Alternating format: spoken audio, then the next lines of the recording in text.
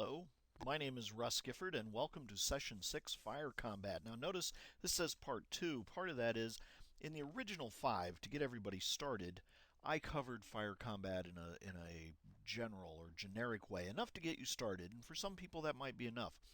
We've started digging deeper into this with the last session, which was 5B, which was a bonus session, which talked about rate of fire. Now we're going to dig back into fire combat in general, and we're going to cover a number of things. Ready? Now, my goals for this session is we're going to go back and look at defensive fire in all of its capacities a little deeper. We're going to learn about first fire, we're going to learn about subsequent first fire, and final fire. Now, we're also going to learn about the different types of fire: advanced fire, assault fire, and spraying fire. Now, in the process of all of this, too, we're going to learn about prep fire and the difference between prep fire and its limitations, plus about area fire in general, because that plays into everything. Now, I know that some of you might want to go back through these, and because there's so much on this one, I've placed buttons off here to the right that will take you just to advanced fire, take you to the assault fire, take you to the spraying fire area. I suggest you don't click them now. That's for a review of what we're doing, because there's not one for defensive fire. It's just going to go into defensive fire on the next slide. So that's where we're heading. But these buttons will be here. If you come back, you don't have to go through the entire defensive fire, which is pretty substantial, and the next three are far shorter. You can just jump to those if you're saying, oh, I can't remember what did constitute assault fire, or things like that. So if we're ready, we'll just go ahead, and the system should do that for you. Now, here's the actual goals for this session. You're going to learn which types of attacks are made in which fire phase, because they're different, and what differences apply to the attacks in the various fire phases. Mostly, that can be about the strength of the attack or the die roll modifiers that you apply to that attack. So, if you're ready, that's what you're going to learn in this session, and I'm ready to start. I hope you are too. Now, here are the fire phases. I've highlighted those. There's the prep fire. And remember, if you haven't looked at the previous ones, the items in yellow are the things that the phasing player will do exclusively. The items in green are the things that the defensive, the non-phasing player will do exclusively. And the ones in white, both of you have a role in that phase. And remember, each player turn is cut in half, so we're going to be talking about the person I call the attacker, and that can be a little confusing. We should just really say the phasing player, the person whose player turn it is. So we're going to look, what can they do in the prep fire phase and the advanced fire phase? Well, obviously they can fire, correct? But in general, a single unit is limited to one fire attack per player turn. And you're going to know that there are more exceptions to that, but if you fire in prep fire, you're not firing in advanced phase. If you fire in the advanced phase, it's because you did not fire in the prep fire phase. There are some small exceptions to that. We talked about rate of fire last module. But for the most part, if you fire in the prep fire, you are neither moving nor are you firing in the advanced fire phase. So, fire that occurs in the prep fire is known as prep fire. If you fire that, you can't move and you can't fire in the advanced phase. Pretty simple. How do we keep that straight? Since those are pretty big things, you have a little counter, and the counter is color-coded. It's called prep fire. And it's color-coded to remind you, first, that I've prep fired this person, he cannot move. I've prep fired this person, he cannot fire in the advancing fire phase. And the orange corresponds to your quick data chart, and will show you that that's when you take the prep fire off, is at the end of the advancing fire phase, because we no longer need to keep those units separate. Now, when we do prep fire, what strength do we fire at? Full firepower. Full firepower. So if I don't prep fire, that means I can move. Do you think there's a penalty for moving if we can fire in the advanced fire phase because we moved? You bet. So, first choice I got to make. Do I prep fire this person or do I move this person? If I'm going to move him, don't fire him. So, can't fire the same unit in both, we said. In the advanced fire phase, though, you need to know because you spent part of your turn moving, your units, your squads or half squads, your single man counters, will only fire at half their firepower in the advanced fire phase. Now, most guns and most of your squad weapons cannot move in the movement phase and fire in that same player turn. That's a huge limit. The exception are light machine guns. Light machine guns can be fired in the advancing fire phase.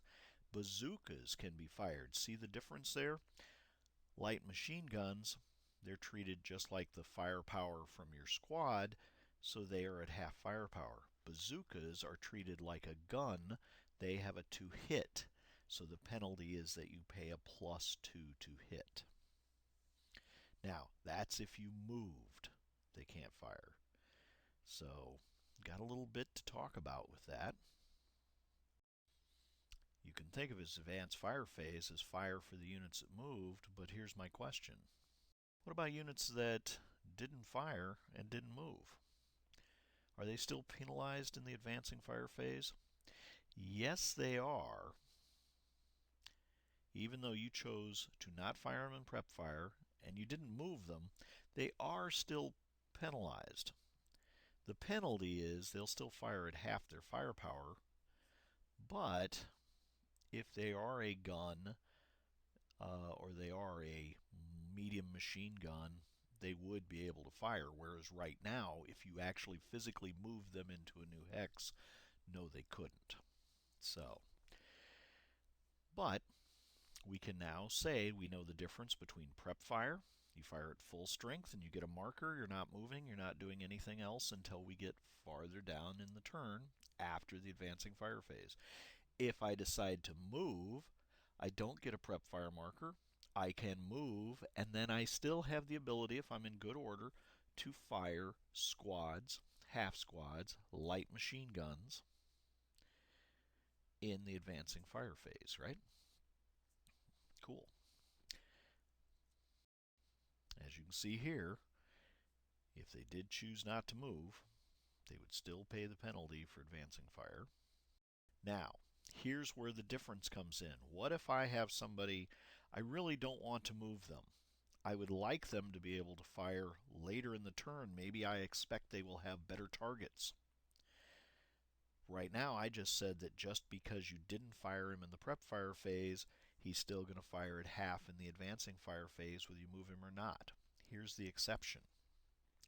If you choose that you're not going to fire in prep fire and you don't care, you don't want them to move, they're going to stay in the same place, you can put an opportunity fire marker on them in the prep fire phase. That marks them as saying, I can't move this person. It's the same color as the prep fire marker. In fact, it's the flip side of the prep fire marker. And that means that when it comes to the advanced fire phase, they will fire at full firepower and normal to hit numbers. But they cannot fire in prep fire and they will not move. Once you mark them with opportunity fire, you cannot change your mind and move them. They will not move in the movement phase. Now, what that also means is they have to remain good order. If somebody else shoots at them or a defensive fire breaks them, they will not get their fire. But it's a perfect way to allow your units to still stay in place and still have that impact later on. Really good with a machine gun nest or something like that. All right, so I think we've pretty well got prep fire and advanced fire figured out, don't we? So now we have to get to the tougher one. Now we've got to talk about defensive fire, and there's defensive first fire, which happens during the movement phase. And it is a unique one. All right. Notice on this screen we have a 467 that has prep fired, so he will not be moving. We know that. He will not be firing in the advance fire phase, will he? So the only thing we have to worry about is that 467 up on the hillside with a light machine gun. So we're the plucky ranger standing there in what would that be? N3? No, yes, N3. And it's waiting to see what happens. Now, obviously, if the key about ASL is if somebody moves, you interrupt their movement and you fire at them. So that's what defensive fire is, but that's defensive first fire. It happens during the movement phase. The German is going to move. He's leaving L6. And see that? He's moved to L5. And he announces that he spent one movement point to do it. We really can't see him yet. That building is in our way. Even though he's up on the side of the hill, the building's still taller, and that prevents us from seeing him. So we have no fire, and he goes on, and he moves into the building. Now, can we see him? Yes, he's moved into the building. He announces he spent 2 movement points to do it. It's our choice now. If we think he's going to give us a better shot, we could withhold our fire. But we kind of suspect he's probably going to stop there, and if we don't fire at him while he's moving, we don't get any bonuses. Well, what am I talking about as a bonus? Let's take a look here. During the movement phase, we interrupt with defensive first fire. See how it's part of the movement phase there? And it's in green, meaning it's it's the defender's part of the phase. Okay, so I say I'm going to fire at him. What's my advantage for doing so? Why not wait till defensive fire itself, the one after the movement phase? Well, the difference is, look at the different modifiers that apply.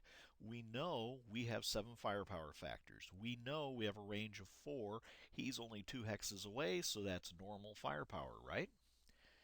And he's in a +2 terrain effects modifier, TEM building. It's a wooden building, so he's got a +2. So that would be 7 + 2. But what's this -1 FFNAM? That means that if you're shooting during the defensive fire phase, not the final fire, but where you've interrupted his movement, while a unit's moving, he's not hunkered down behind that wall or in that building behind the windows. He's actually moving around. It's a little easier to hit him. If he did not assault move, then we will actually get a -1 bonus, which would take this down to a 7 + 1 die roll modifier, won't it? Now you're going to see FFNAM and FFMO a lot. What are they? Modifiers that apply only in the defensive first fire phase and only against units that are currently moving. You have to tell them to stop. They made that movement. It's that movement that is triggering the fire. So, FFNAM, that is a -1 die roll modifier for first fire non-assault movement. In other words, it only applies during defensive first fire. And then FFMO, a -1 die roll modifier, that's when they're moving in open ground. And by open ground, we really mean, it shouldn't say open ground, it should say moving in the open. Because what we really mean by that, they have no defensive modifier. You could be moving through open ground, but you have a wall in front of you or a hedge. That takes away moving in the open. The building, the reason we only got first fire non-assault move is that's the only one that applied. The building is giving this fellow that we're going to shoot at in a moment, it's giving his squad cover, so they're not moving in open ground. If you were moving through brush, is that open ground? No. If you've got a height advantage, is that truly open ground? No. So you've got different items that allow you some defense that takes away the first fire moving in the open. So let's go back to our example. Defensive first fire at the moving unit. We've got to do it before he stops. +2 for the building. -1 non-assault, and remember what makes it non-assault? Assault movement is a one hex movement. It's a one location change. Upstairs to downstairs, downstairs to upstairs. One location, which usually translates to a hex or within a hex, and they don't use their entire movement potential. In other words, they're taking time to crawl up and stay under cover. If it took them all of their points, they couldn't take that time. So this person, the 467 with the light machine gun, did not take their entire movement. They only spent 2 points, but they also had already moved 1 hex before that, so it can't be assault movement.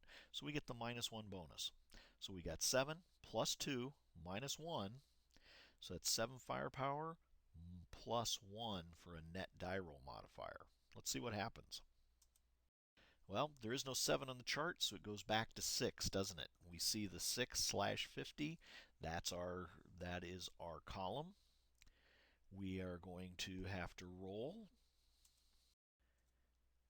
And as we roll, we see it came up a 7. 1 and a 6 is a 7.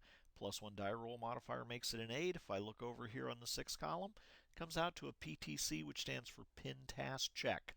Yay, we got a result. If he fails, he's only pinned, which is going to have an impact on him, but it's not as much as if he could fail a morale check. So it's the German's turn, and he rolls a 7. There is no added bonus to that PTC. It's just against his morale. If he rolls his morale or less, he passes. So in this case, being a 467, 7 morale, he passed, didn't he? So we're going to place a first fire marker on the American, a residual marker on the German. Can the American do anything else? Well, actually he can, and here you see I've got the first fire marker, I got the residual fire. Residual is always half the amount of the fire. Well, we fired at him with 7, 3.5. That's not 4, so it's got to go down to 2, the next column down. Now, he spent all of our fire in defensive first fire is based on movement points spent. He spent those points. Now, we could, if we had other units that could fire at him, they could still fire at him too, trying to break him. But we don't. We only have this one unit. His choice is, since there's nobody else on the board that could move at him, it might be worth it to him to subsequent fire. And that would mean within the movement phase he chooses to fire again, and in doing so he'd flip his marker to final fire. If he did subsequent fire, though, the rules say that he's got a different amount of firepower. He's already spent some fire. So what firepower and what die roll modifiers will apply? And we can only fire at him because why? He's moving, but he had to spend more than 1 point. He spent 2 points, so we can fire at him again. If he moved closer to us, or moved where he was no farther away than the 467 in the building, we could fire at him also.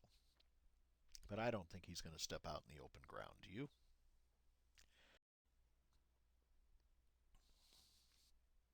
So, the rules say that he can be shot, the 747 can shoot again. And this time, though, he's firing his area fire, which is half his firepower.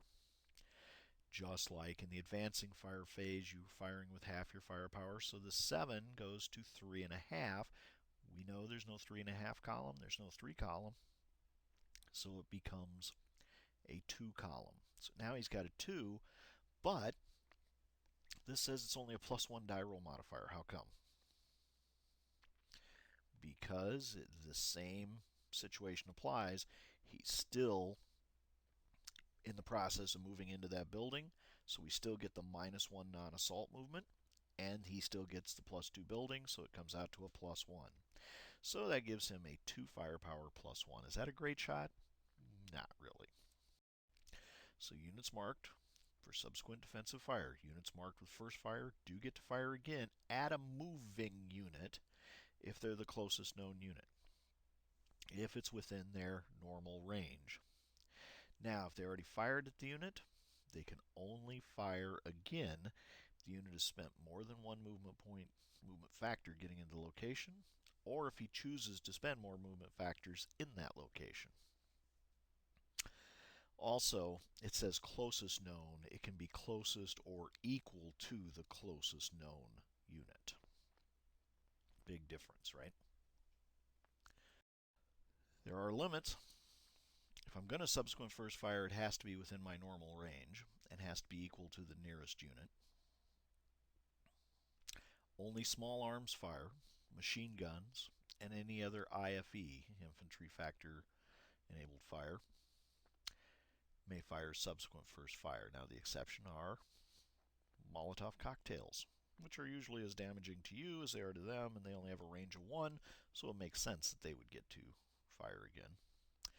Subsequent first fire is halved as area fire, as we already said, so we're starting to understand area fire halves the firepower potential. And if you choose to subsequent first fire a machine gun or a squad weapon, they're penalized. Their breakdown in number decreases. Their chances of breaking down increases. So, subsequent defensive first fire, we had the 7. Halve for area fire, so that's 7 times half, 3.5. Wooden building plus 2. Defensive, what does that stand for? First fire non-assault movement. So that's a -1, gives them a net +1. Drops all the way down to 2. The 2 column, that can be a tough shot. If we're going to add +1 to it, we'd have to roll 5 or lower to get a result, right? Now, in fact, he rolled a 4, and you'd say, well, that's good, right? What's the problem with that die roll? It's doubles, isn't it? And what's the problem? On a non-leader directed fire, the unit cowers. And that means you drop their firepower even lower. It always goes 1 column to the left unless they happen to be green or conscript. Then it goes 2 columns to the left. So that's bad news, isn't it? And as we can see, he cowers. So we drop to the 1. 4 plus 1 is a 5, and now it's a pin-task check, isn't it? If we'd rolled 1, 3, one dice had 1, that would have been a 4. That would have stayed on the 2. That would have been a normal morale check. So you can kind of see why I was saying that 2's not a great shot, because without a leader, he has possibilities that he could roll low enough, but 2 of those would cower, wouldn't they? That would have normally hit. Right, so the German's choice, German rolls, rolled another 7, and that passes on a pin-task check again, doesn't it? So now what do we got to do? That's our second shot with that unit, so we went from first fire to now final fire. Now last time we placed a residual marker, but if the residual marker is no more than the residual marker already in there, we don't place it. So we fired with 2, which became a 1. The 1 is halved to leave residual. That's just a half point. We don't leave residual then. The 2 that was already there already encompasses that residual. So it just stays the way it is. And now that the German says that's all my movement, we have ended defensive first fire and we move on to defensive fire. Now the only units that can fire in defensive fire, they can, if they're not marked with first or final, they could fire, where ours already have been marked. So we can't fire. But even if we had someone else that was totally unmarked, he would only be able to fire without first fire non-assault or first fire moving and open. Why? Because he's not moving any longer. We're into the defensive fire phase, aren't we? We've left the movement phase behind. FFNAM and FFMO only apply during movement, and really at the moment they are moving. If you let them go on to somebody else, you can't go back and say, oh, no, no, I want that guy that moved. It's too late. Only get them while they're moving. Now, that's just recounting it. Only in defensive first fire, only against moving units. And defensive fire happens after the movement phase ends, so none of those apply. Now, just to be clear, I did say that in the defensive fire phase, the phase we're in now, the units marked with first fire or final fire may not fire. That's not precisely true. If they have a first fire counter and there is an adjacent unit, a unit in the next hex, one location away, somebody that would be able to advance into that unit's location, they could be fired at when you have first fire, even though you have a first fire marker. And they would still be firing as area fire, but the difference, of course, would be they're doubled because the person's at point blank range, right? That's a big deal. You could fire them if they are adjacent, even though they are marked. So, units marked with defensive first fire could fire again this phase, but only if the unit's adjacent to them. Firepower would be halved for area fire, but doubled for point blank. The NAM and MO would not apply. All TEM would apply. All good, right? There we go. So as we can see, there are no American units left to fire. The 747 could only fire if there was an enemy unit adjacent. Nothing there. We've removed, they're color-coded again, we've removed the residual because there's nobody left to move, so that residual came up. But the prep fire marker stays on because we haven't gotten to advance to the end of advanced fire yet, right?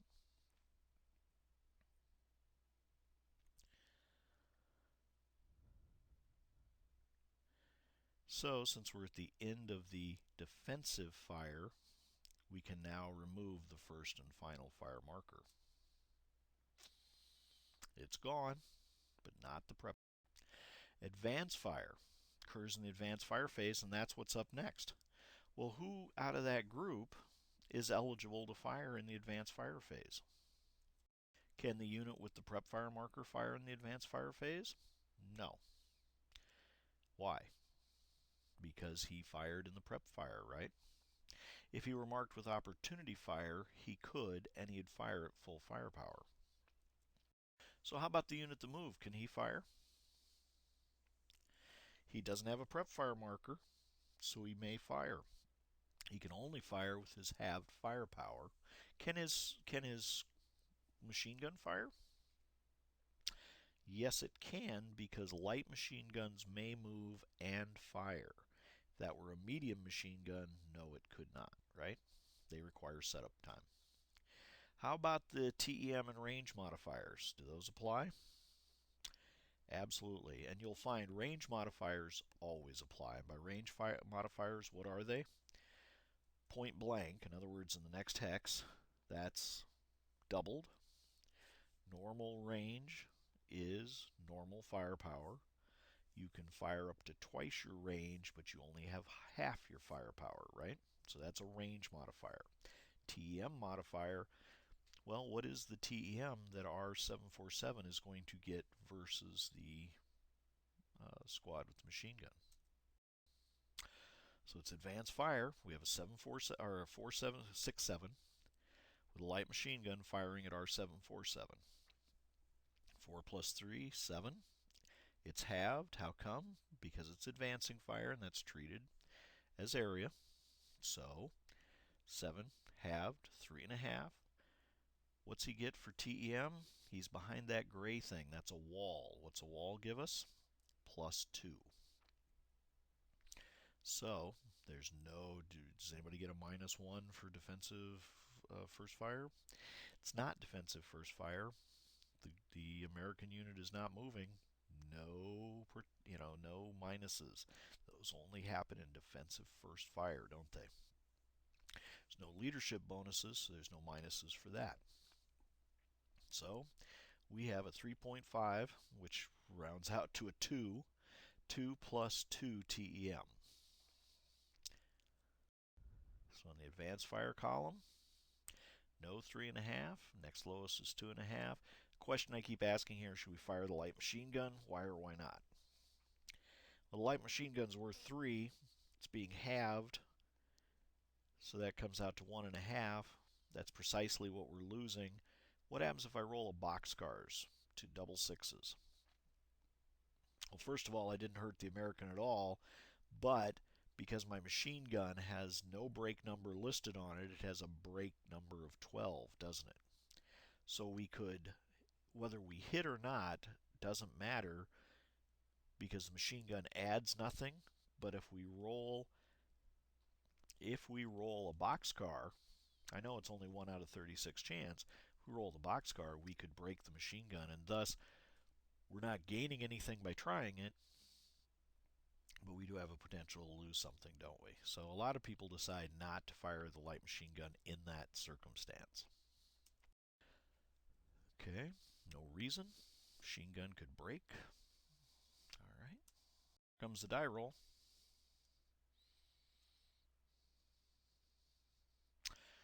A 1, 6, it's a 7. 2, die roll modifier 9, missed, right? And there we go. Total miss. Now, could advancing fire, units that are firing in the advanced fire phase, could they fire group? Well, what's a fire group? It's all the units adding their fire together. What are the requirements of a fire group?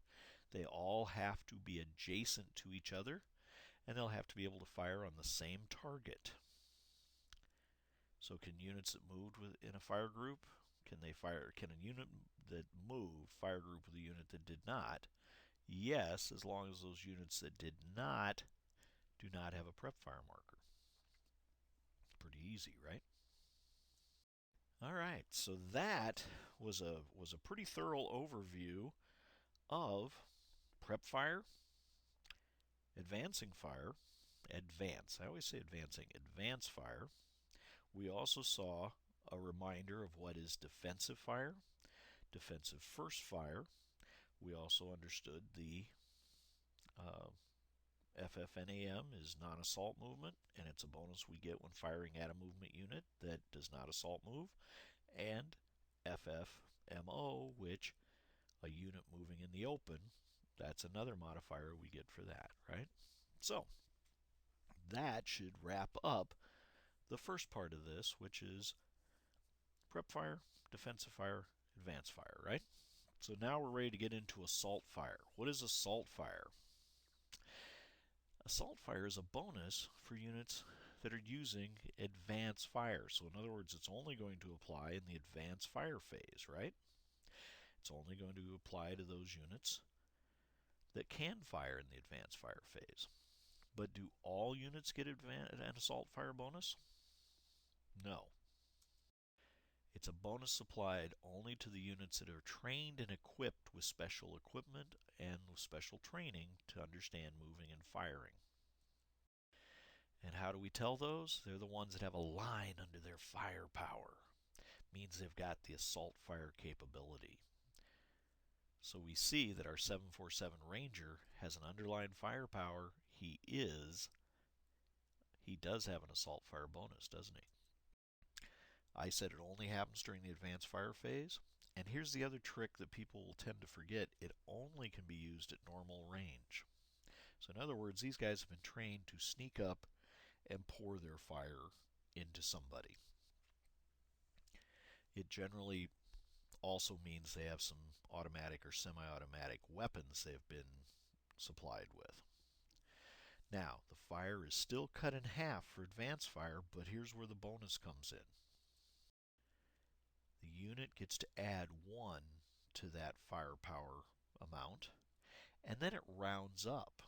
So we can kind of see that's going to have an impact on that 747, isn't it? So it's the American movement phase. They've got a unit in P3. We see the 467 is hiding over here. Let's see what happens. The unit in P3 assault moved to P4. Now, assault move meaning what? He only moved one location, and it only required 2 movement points, so it did not take all of his movement, did it? Only changed one location? That's clearly an assault move. The German can choose to fire at him or not. It's his choice. If the German fires now, what kind of modifiers will he get? Does he get the FFNAM or the FFMO? The answer is, how come? The American declared an assault move. And you got to declare it. You can't just move and then say, oh, that was an assault move. You've got to say, this is an assault move and try to do it. Saying you'd change only one location and not use all your movement factors. So that prevented the German from getting an 8. And if that's a wooden building, it would be an 8 plus 1 if the American unit had just moved into it normally, right? Because he would have had a -1 for not assault moving. But in this case, he's protected himself, hasn't he? Okay.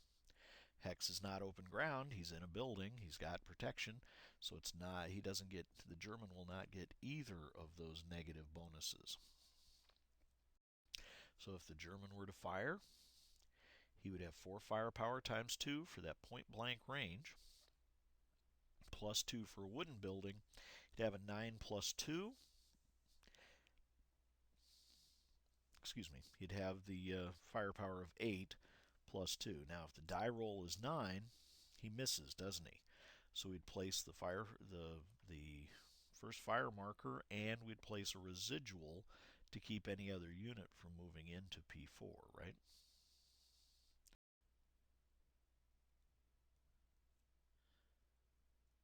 And there we go.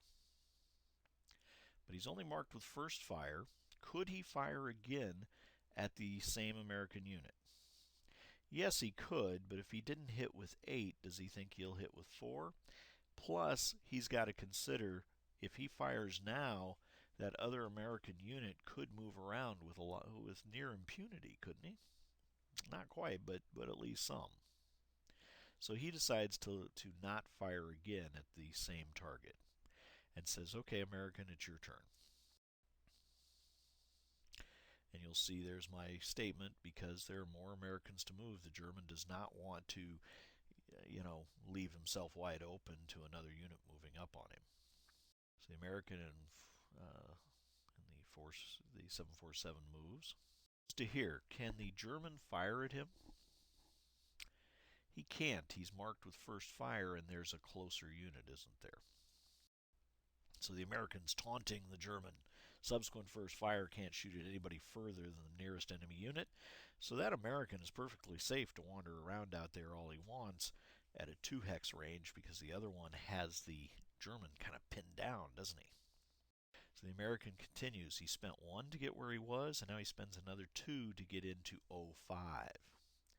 So now if the German chooses to fire, what's he going to get for an attack fire amount and for modifiers?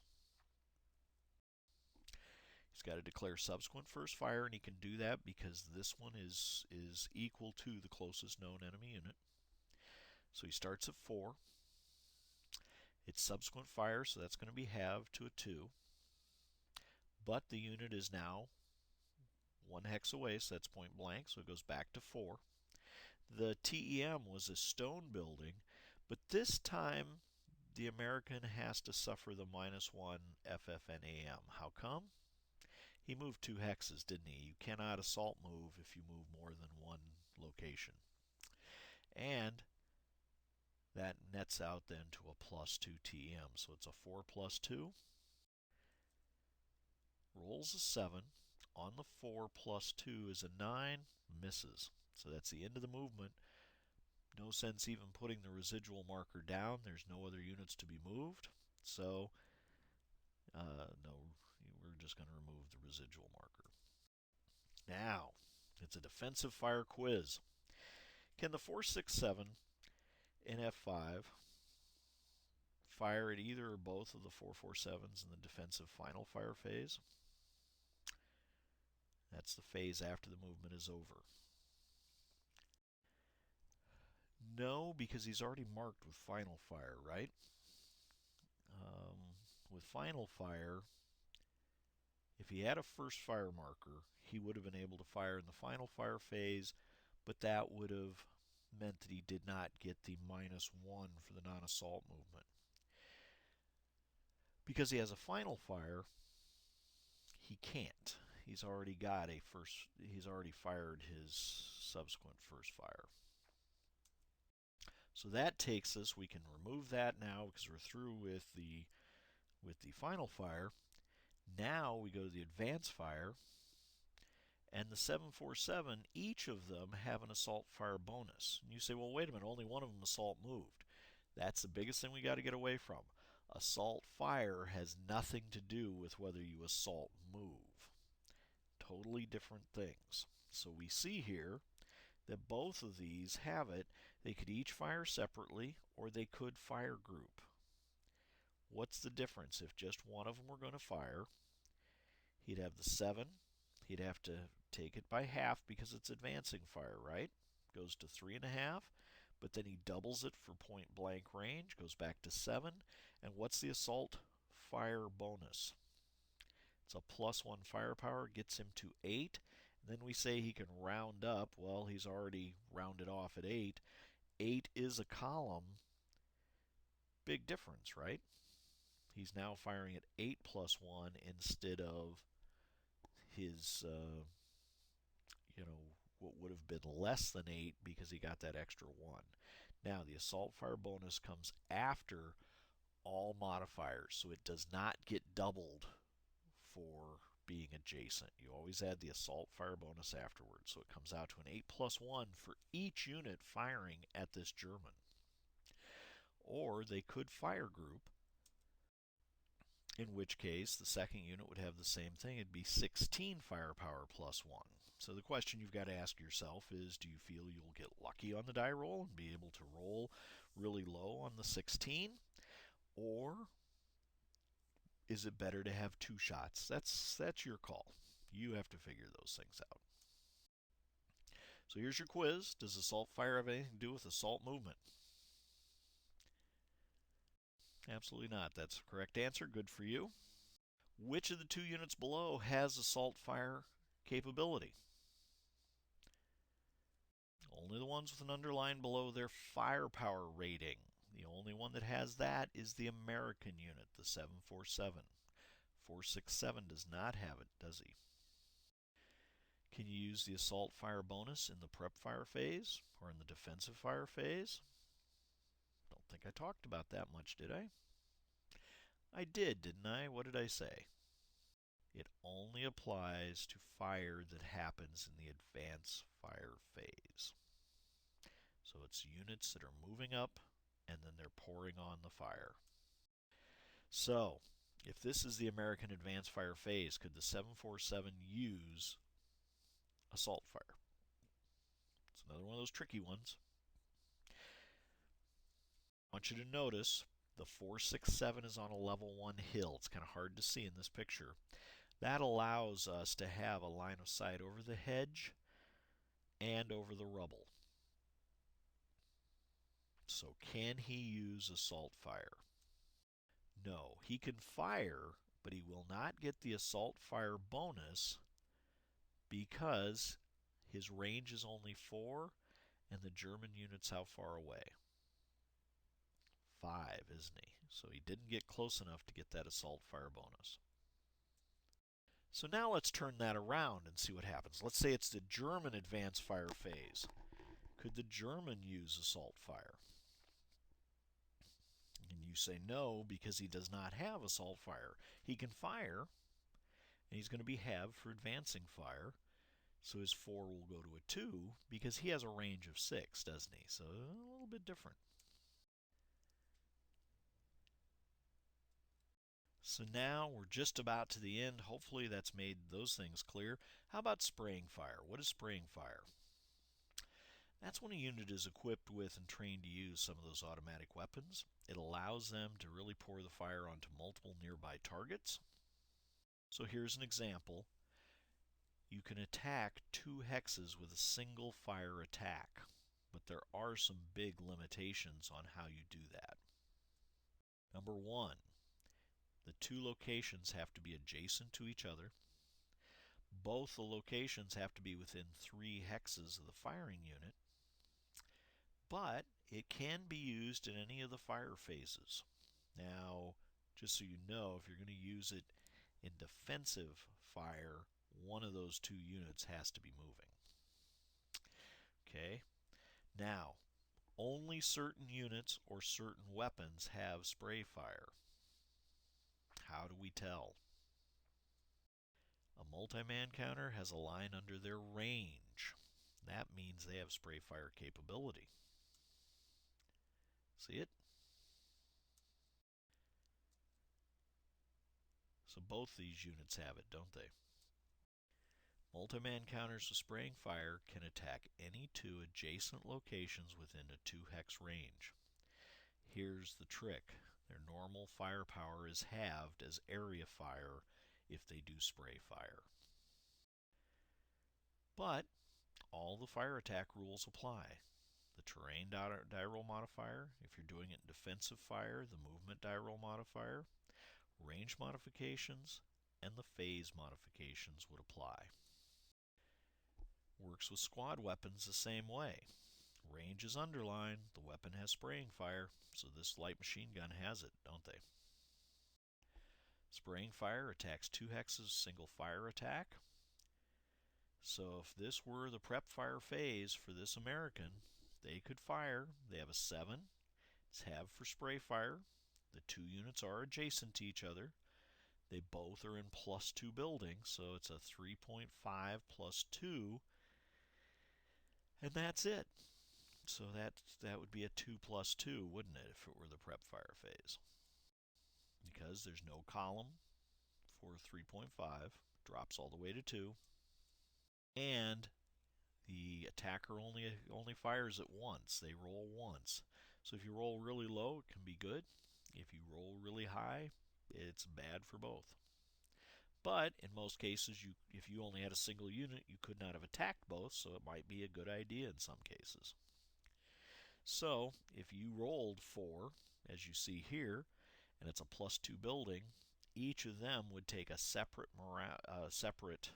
check if a check is required. So a 6 for a final die roll on the 2 column.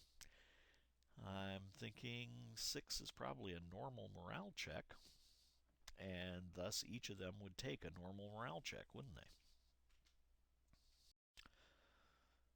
Nope, I had that wrong. So 6 on the 2 is a pin-task check, isn't it? They'd each still make their own pin-task check as a separate die roll. But here's a different example. What if my 747 had been in the woods and it was his prep fire? Now it looks a lot different, doesn't it? What are the fire powers and die roll modifiers in this case? Okay, the unit in T1 is still 2 hexes away. He's adjacent to the other one. It still works, doesn't it? So that's 7 halved, 3.5, plus 2 die roll modifier for the building. But the other one is 7 halved for spray times 2 for point blank. So that's a 7. So we have a 2 and a 6, don't we? Both with a +2 DRM. And we'd roll on that and make the shots. We still only get 1 die roll to do it, but we apply the firepower and die roll modifier correctly for each attack. So if you rolled a 5 now, what would that be? It'd be a 7 on the 2 column for T1, and it would be what? A 7 on the 6 column for the one in S1, wouldn't it? 7 on both. One's on the 2, one's on the 6. We'd see that only one of them would have to make a check of any kind. It'd be a normal morale check for the unit in S1. So let's try a quiz. What would happen if you had a 9-1 leader in with this attack? See how easy that was? Just dropped out of the blue.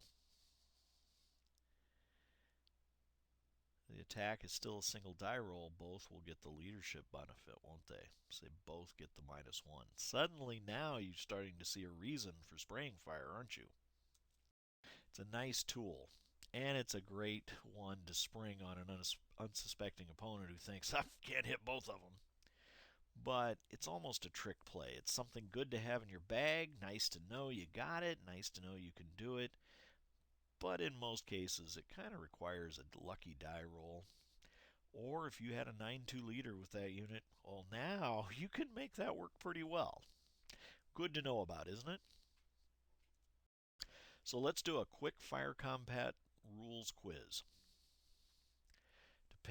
Firepower strength depends on range. I want you to look at each of these. Normal, beyond normal. Okay, what's the modifier? How far can a unit fire? What's their firepower at adjacent targets? And if a target were to come in their hex, which is pretty rare, it's usually most often it is a berserk unit coming into the hex. What is the firepower modifier for that case? Ready? Got them in your head? So at normal range, it's just whatever's listed. Beyond normal range, it's halved. How far can they fire? Up to twice their normal range. And fired at adjacent target is doubled. And if they're in the hex, they're tripled, aren't they? Now, what other factors? If the units move this turn, it's halved. If they're firing area fire because the target's concealed or hidden, it's halved. If the firing unit is pinned, it's halved. If the firing unit's already marked with first fire, it's halved. If the unit is using spraying fire, it's halved, isn't it? Those are pretty good ones. So, went through a lot. Took most of an hour. Well, there's more to know, and I've listed out each of the items we've talked about here. So you're going to want to read these sections in your rule book. And I want you to review all of 8.0, everything from 8.0 through up until you get to the A9.0 in your rule book. So that was a good start on fire combat. We have more to learn. Now we've already talked about rate of fire, but we're going to be talking about fire lanes next. Hopefully those will go a little faster. But remember, when you go back to work with this one, if you want to check what I said, remember you've got those buttons that will jump you ahead to just the specific area. So don't forget about those. Hope this worked for you, and I'll look forward to seeing you next time when we start learning about fire lanes.